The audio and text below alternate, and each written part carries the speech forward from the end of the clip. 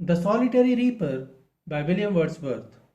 Summary, Analysis, Explanation. Hello and welcome to the discourse.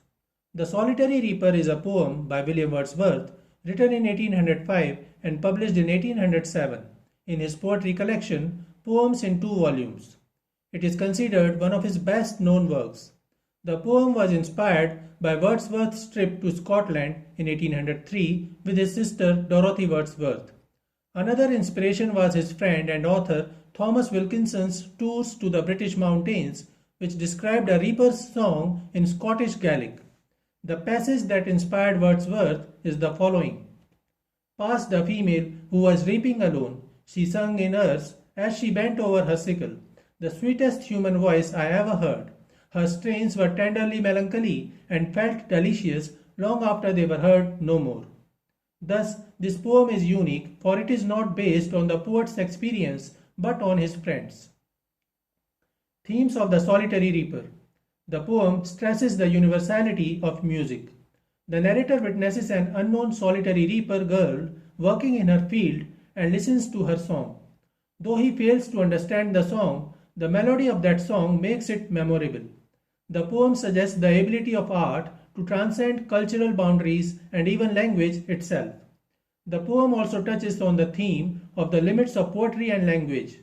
The narrator tries everything possible through his poem to describe her song but fails. The poem also contrasts active participation with nature and remaining passive as an observer. The narrator finds the Reaper girl and her voice exceptionally beautiful while she continues working in her field, and suggests that the beauty she emancipates is that of nature. Being actively involved in her physical labor, she is closer to nature.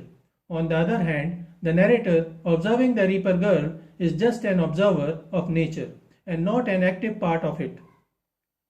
Structure of the Solitary Reaper. The poem is a lyrical ballad.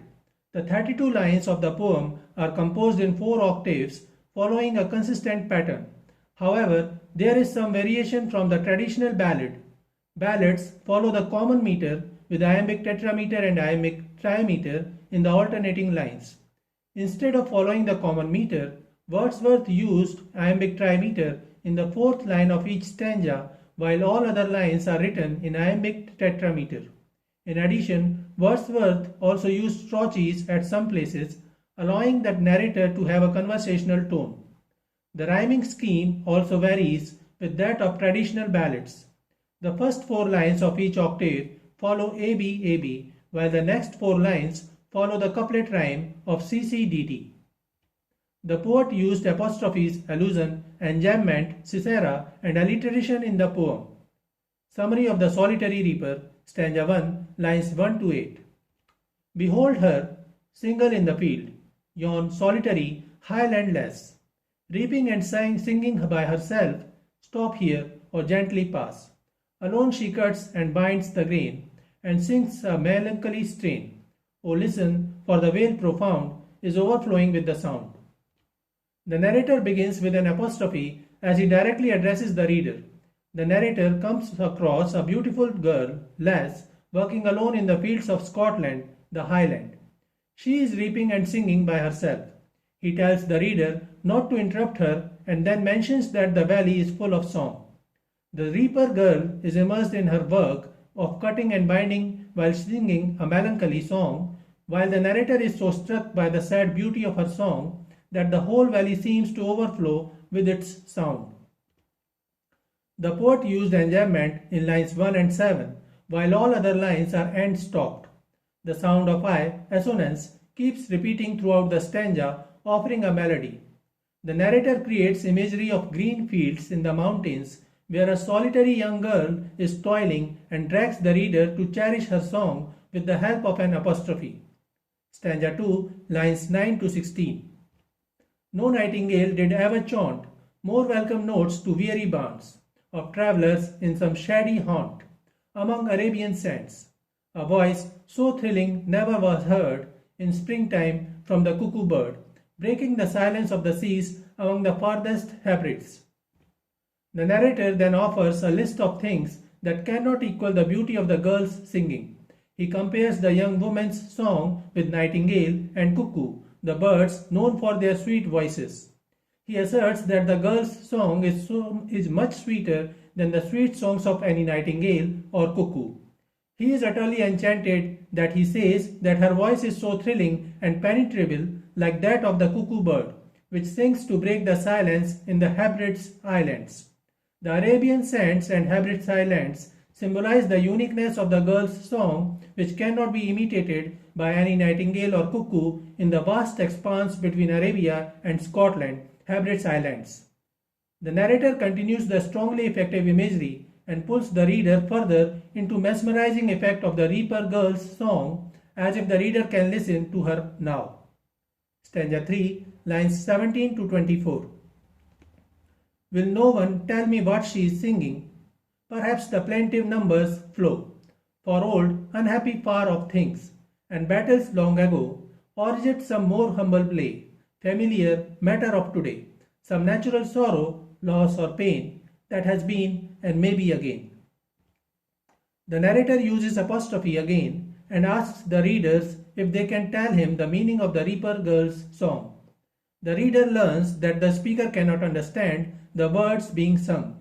He can only guess at what she might be singing about. The narrator continues the reader in the imagery which appears so lively. He shows his frustration as he fails to understand the Scottish dialect the girl is singing. He notices the plaintive number and melancholy strain of the song. The narrator speculates that her song might be about some past sorrow, pain or loss of old unhappy things or battles fought long ago. Or perhaps he says it is a humbler, simpler song about some present sorrow, pain or loss, a matter of today. He wonders if the girl is singing about a loss of the past or something that may happen again. Stanza 4, lines 25 to 32. Whatever the theme, the maiden sang, as if her song could have no ending. I saw her singing at her work, and over the sickle bending. I listened motionless and still, and as I mounted up the hill, the music in my heart I bore, long after it was heard no more.